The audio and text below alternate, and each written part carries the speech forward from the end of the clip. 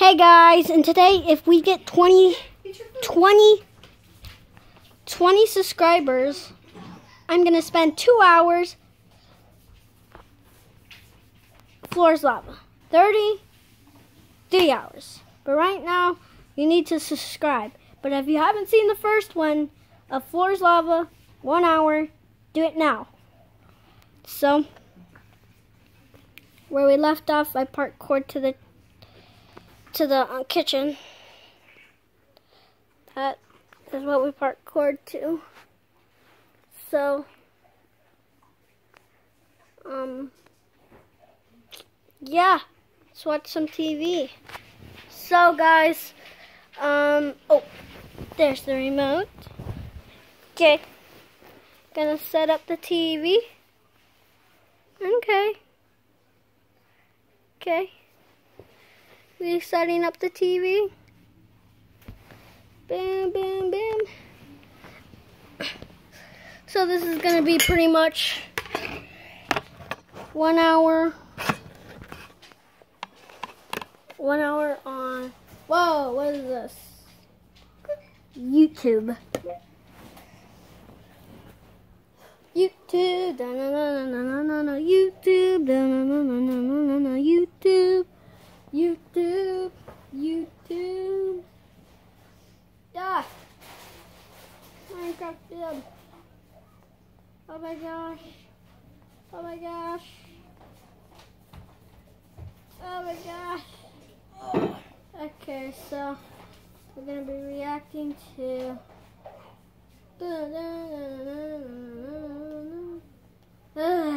what?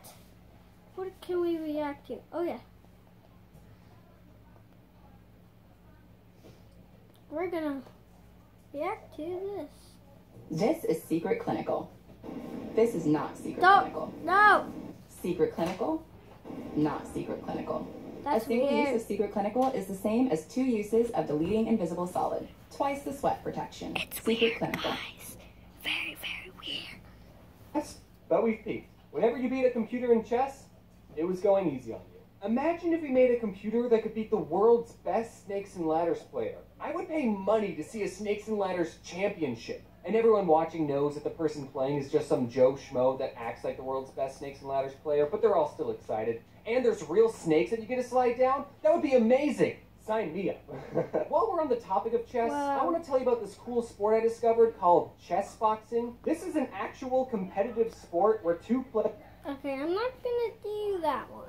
So I hung out with my family last Christmas, and one night after we finished eating out, we were walking through town and we went past a fountain. My almost 4-year-old niece got really excited because a fountain to a 4-year-old is like a kiddie pool that your parents never let you play in. She started screaming, "Coin, coin!" Now, the only thing funner than seeing a small object splash through water is taking your parents' money away. I don't know why, but everyone in society has agreed that it's fun to throw money away in fountains. Yep. I think the tradition started with wishing wells, and then it somehow morphed into any body of water surrounded by concrete has supernatural powers that need money to work. Yeah, I'll grant you immortality. If you give me $1. And what does an almost 4-year-old child even have to wish for? Unless her wish is to always stay young, I can't think of anything in your life that needs changing. I'm getting off into a tangent here, but what's even the fun part of wishing fountains? Is it the big splash? Because if so, watch this! Or maybe it's the validation you receive participating with society submerging a coin next to its coin comrades. Now I'm just like everyone else. At least with those spinny coin donation tubes, you at least get to see your coin go on a magical orbit as it slowly gets pulled towards a black hole. Ha! That was fun, but I'm keeping this. Someone has to clean those fountains, you know. I wonder if they get paid in the coins they collect. That can either be the worst job or the best job ever. Did you know the Trevi Fountain in Rome can make up to 3,000 euros in 1 day? And in 2016, 1.5 million euros were thrown into the fountain. What if instead of throwing coins into the fountain, you throw it into my bank account? Hey Jim, how much did you make today? Well, I made almost 3,000 euros, Bill. How about you? Someone threw in this big rock. I just feel like there's a better way to make your wishes come true than throwing your quarters away. I wish for a quarter. No, 2 quarters. Wow, it does work. Anyways, I digress. So my almost 4-year-old niece is screaming, "Coin, coin!" And it's 2017. No one carries cash on them anymore, especially not coins. I only have my debit card on me, and I'm not ready to part with that. So I asked my parents, "Hey, do you have any coins?" And they both said, "What do we look like to you, poor?" I knew what had to be done. I had to do what any good uncle would do. The only coins that were attainable were the coins already in the fountain. So I rolled up my sleeves and reached into the fountain to grab some doubloons. Ah, it's like anime. And right when I was doing this, a fan recognized me and said, "James? It's not what it looks like." I mean, who? So that was probably a weird sight to see. A YouTuber reaching into a fountain. No! YouTube. Yeah.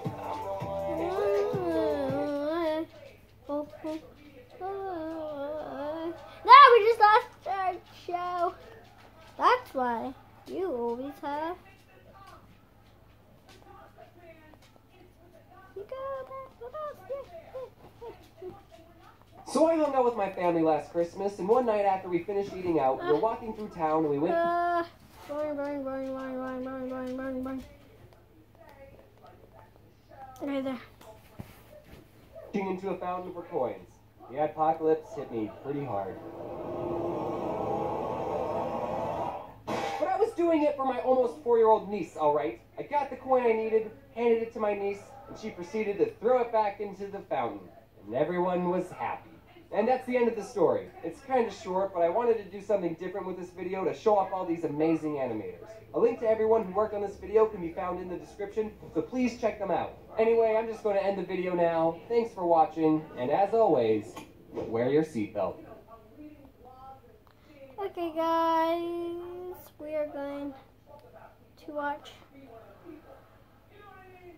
another one. So, we're going to watch. Hello? Okay. It's for you, James. Hey, James. This is James from the future. Just wanted to give you a call and let you know that... Puberty can be tough, but you can get through it. So I just wanted to let you know that everything's going to be okay and... I love you. You got the wrong number. I grew up in a generation where smartphones were a new thing and everyone in my class had one except for me. My parents never got me one because they didn't want me to access the internet on a device that could fit in my pocket because they were super strict and didn't want me looking at internet stuff, which backfired horribly. So they never gave me a smartphone. In fact, I didn't even get my first cell phone until I was 16 years old. Now, as an adult who uses a cell phone every day, I don't know how I survived for 16 years without one. I think when I was younger, if I was ever in a situation where I needed to call my parents, I would just ask the nearest person if I could borrow their phone. Now, if there's any parents watching this who haven't given their children a cell phone yet, take it from a guy on the internet with no children. You should get them one.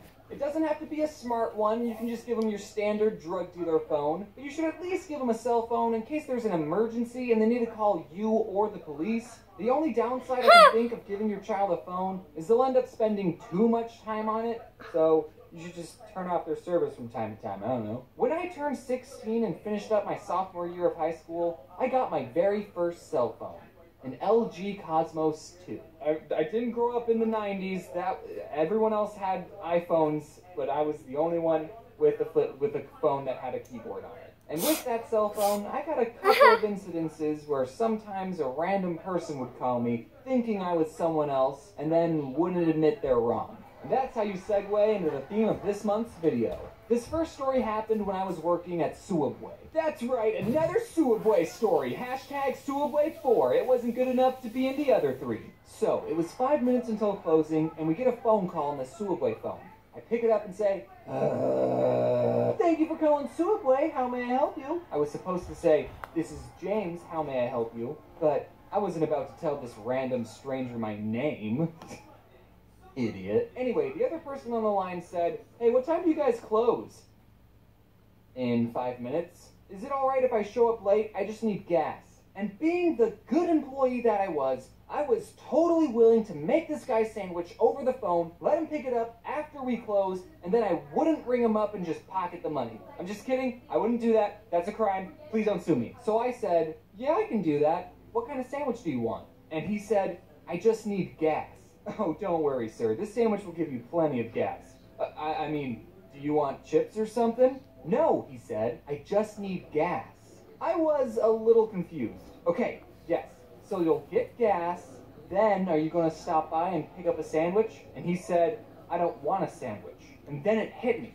Even though the first thing I ever said to this guy was, thank you for calling Suabwe, I think he thought he was talking to a gas station.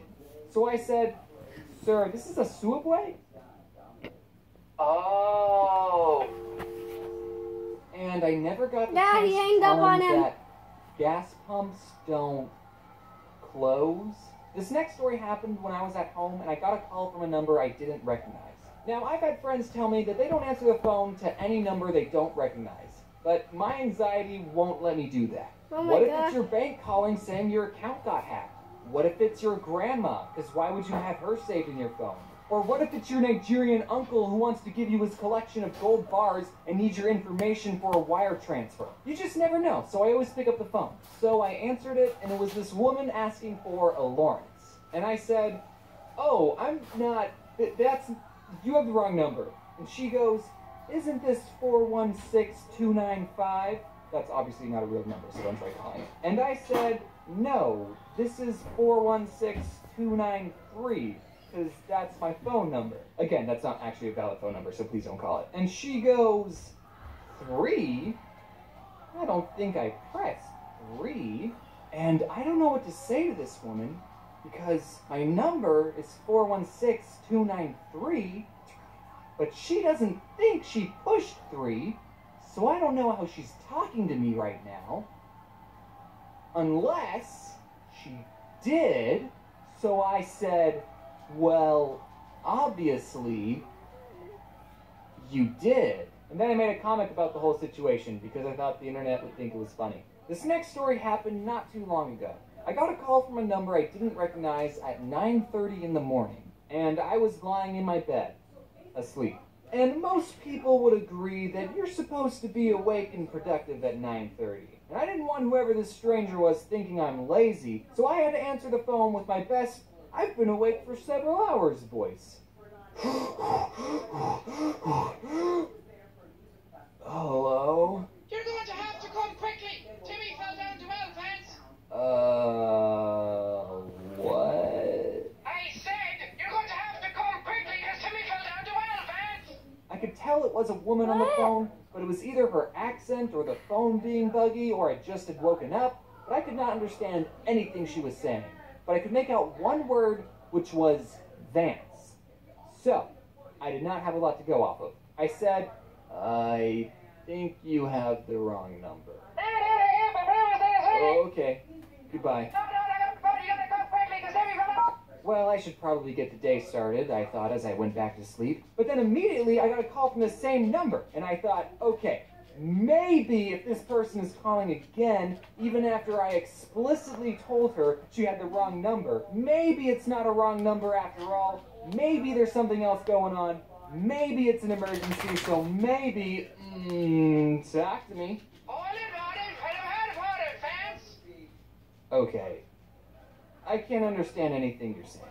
So then this woman must have handed the phone to her friend because a different voice started talking, and I could actually understand her, and I'll never forget what she said, which was, Vance, no one thinks That you're funny. and even though I'm not Vance, that kind of hurt. So I stated the obvious, which was, yes, I am. And also I'm not Vance. And she said, no, Lance. So this whole time, these two have been looking for a Lance. So I told this woman, I'm not Lance either. And she said, well, this is the number they gave me. Okay, if she had said it like, oh, I'm sorry, this is the number they gave me. I didn't mean to call you, stranger. Also, I do think you're funny and enjoy your videos. Then that would have been totally fine. She's just shifting the blame to someone else. But instead, she sounded so condescending, like I was wasting her time. Well, this is the number they gave me, and they can't be wrong, so you must be the real Lance. So I said, well, they must have given it to you wrong. Look, I'm too tired to be polite. But then, she hung up on me. Like this woman just basically called a random person, said,